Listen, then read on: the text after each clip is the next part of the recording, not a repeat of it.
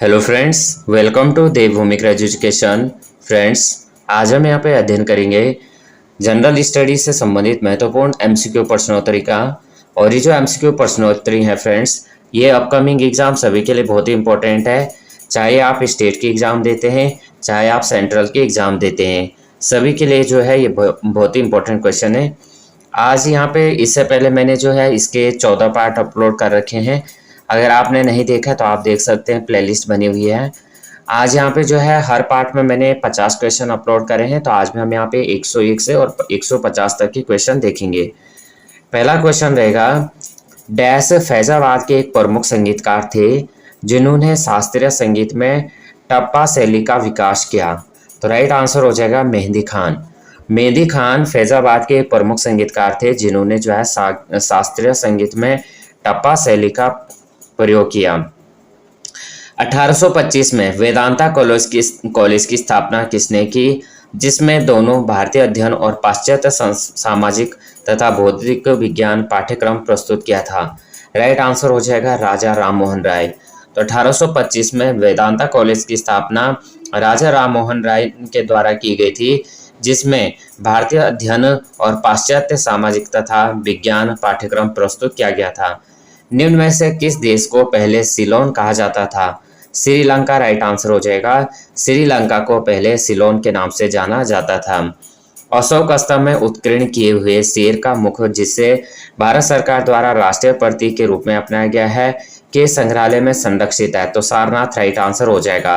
अशोक स्तंभ में उत्कीर्ण किए हुए शेर का मुख जो है सारनाथ भारत सरकार द्वारा राष्ट्रीय प्रतीक के रूप में अपनाया गया है। अगला क्वेश्चन है, चंदेल शासन के दौरान उत्तर प्रदेश का निम्नलिखित में से कौन सा क्षेत्र जीजक भुक्ति या जय होटी के नाम से जाना जाता है? Option number C right answer हो जाएगा काशी। उत्तर प्रदेश को महिलाओं से संबंधित पहली पत्रिका 1874 में प्रकाशित करने का श्रेय जाता है, जिसके संपादक भारतेंदु हरिश्चंद्र थे। बाल बोधनी राइट आंसर हो जाएगा। प्रसिद्ध सितार वादक नवाब इनायत खान उत्तर प्रदेश के डैश से संबंधित थे? इटावा राइट आंसर हो जाएगा। तीसरी बौद्ध परिषद किस शहर में आयोजित की गई थी? पाटलिपुत्र या राइट आंसर हो जाएगा। पाटलिपुत्र में जो है तीसरी बौद्ध परिषद जो है आयोजित किया गया था। अगला क्वेश्चन देखते हैं फ्रेंड्स, चेमाचेरी कुन्ही रमणा नायर निम्नलिखित में से किस नृत्य रूप के लिए उल्लेखनीय नर्तक हैं? कथकली राइट आंसर हो जाएगा। तो चेमाचेरी कुन्ही रमण नायर जो है कथकली नृत्य के लिए प्रसिद्ध हैं। और अवध के संयुक्त प्रांत, जिन्हें अब उत्तर प्रदेश के नाम से जाना जाता है, वर्ष 1921 में अपनी राजधानी को लखनऊ में स्थानांतरित किया था। कहाँ से? इलाहाबाद से। तो इलाहाबाद से जो है अवध के संयुक्त प्रांत, जिन्हें उत्तर प्रदेश के नाम से जाना जाता है, वो है इलाहाबाद, और 1921 में अपनी राजधानी लखनऊ में स्थानांतरित किया था। वाल्मीकि का आश्रम ब्रह्मवर्त में था, जो बिठूर में है। अगला क्वेश्चन, पहली जनवरी 1845 को उत्तर प्रदेश ने डैश नामक पहला हिंदी समाचार पत्र निकाला, जिसे गोविंद रघुनाथ ने संपादित किया था? बनारस अखबार राइट आंसर हो जाएगा। जौनपुर के सरकी शासक सुल्तान हुसैन सरकी एक महान संगीतकार थे। उन्होंने डैश के तर्ज पर बड़ा ख्याल विकसित किया था? दुमरी राइट आंसर हो जाएगा। तो यहाँ पे जौनपुर के सरकी शासक सुल्तान हुसैन सरकी एक महान संगीतकार थे। उन्होंने दुमरी के तर्ज पर बड़ा ख्याल विकसित किया था। भेड़ कुंड, जहां अर्जुन ने द्रौपदी से शादी करने के लिए मछली का निशाना बनाया था, उत्तर प्रदेश के फिरोजाबाद में है। नेक्स्ट क्वेश्चन है, उस ब्रिटिश गवर्नर जनरल का नाम बताइए जिन्होंने भारत में रेलवे का शुभारंभ किया था? राइट आंसर हो जाएगा option number D, Lord Dalhousie. तो लॉर्ड डलहौजी ने जो है भारत में रेलवे का शुभारंभ किया था। अगला क्वेश्चन, प्रसिद्ध संगीतकार अरविंद पारिख किस संगीत वाद्य यंत्र के साथ जुड़े हुए हैं? सितार राइट आंसर हो जाएगा। अगला क्वेश्चन, निम्नलिखित में से किस प्रसिद्ध भारतीय शास्त्रीय गायिका को उसके शिष्यों द्वारा प्यार से अप्पा जी बुलाया जाता था? तो ऑप्शन नंबर ए हो जाएगा गिरिजा देवी प्रसाद। निम्नलिखित में से जो है प्रसिद्ध भारतीय शास्त्रीय गायिका थी। उनके शिष्यों द्वारा उसे जो है अप्पा जी बुलाया जाता था। निम्नलिखित में से कौन से शिखर गुरु ने 1699 ईस्वी में खालसा पंथ की स्थापना की थी? और खालसा निष्ठावान समुदाय है जिसमें अपने विश्वास के दृश्य प्रतीकों को पहनते हैं और योद्धाओं की तरह प्रशिक्षित हुआ। Option number D right answer हो जाएगा श्री गोविंद सिंह। नेक्स्ट क्वेश्चन, किस सिख गुरु ने सिख विवाह समारोह की शुरुआत आनंद कारज के नाम से की थी? डी राइट आंसर हो जाएगा श्री गुरु रामदास।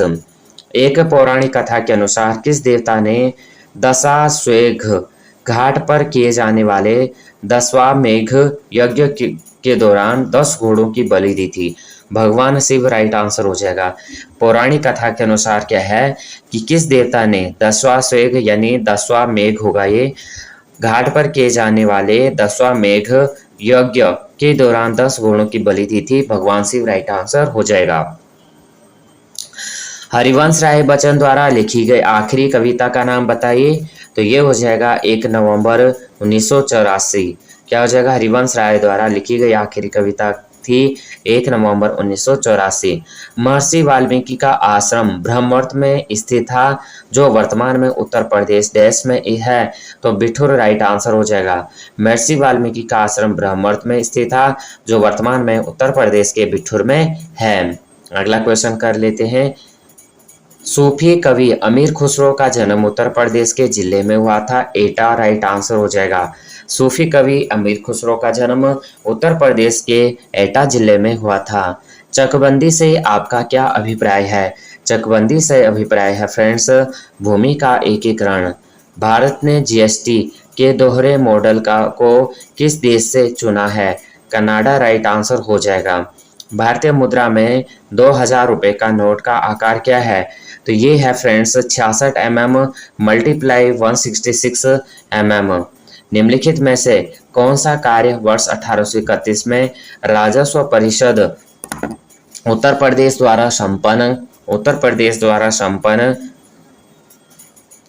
किया जाता था जिसे 1932 और 35 के दौरान हटा दिया गया था?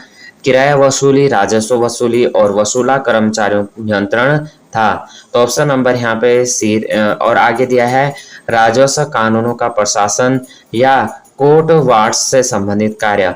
तो यहाँ पे क्वेश्चन नंबर 4 का राइट आंसर हो जाएगा कोर्ट ऑफ वार्ड्स से संबंधित कार्य।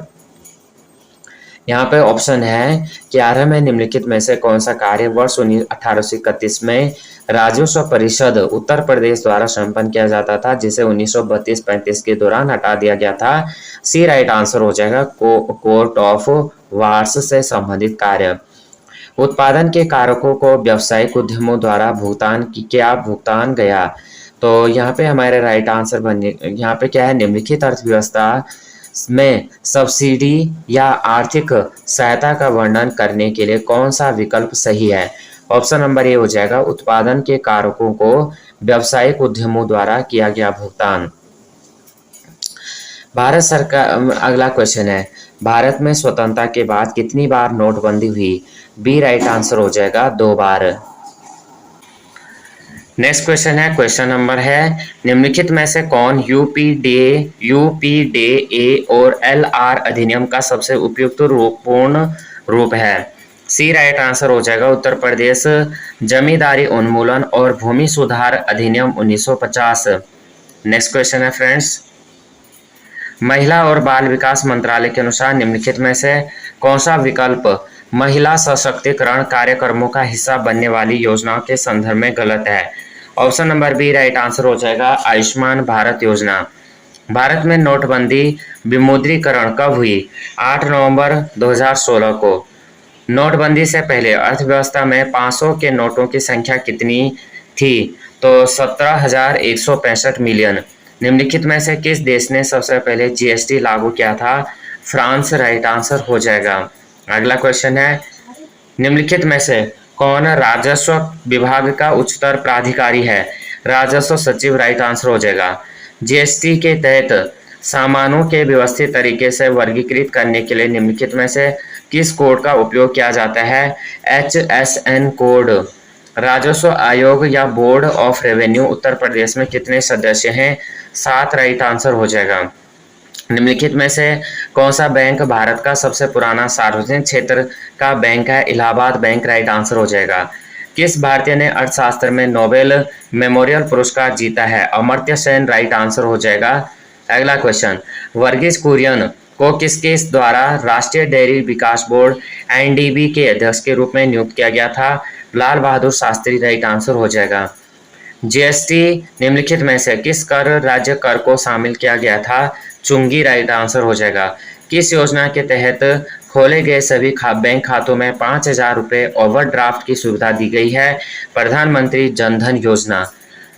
तो यहाँ पे फ्रेंड्स हमारे जो है आज 50+ क्वेश्चन हुए। वीडियो आपको हेल्पफुल लगेगी तो प्लीज़ वीडियो को लाइक शेयर और सब्सक्राइब करना, बेल आइकन को प्रेस करना। जय हिंद, जय भारत।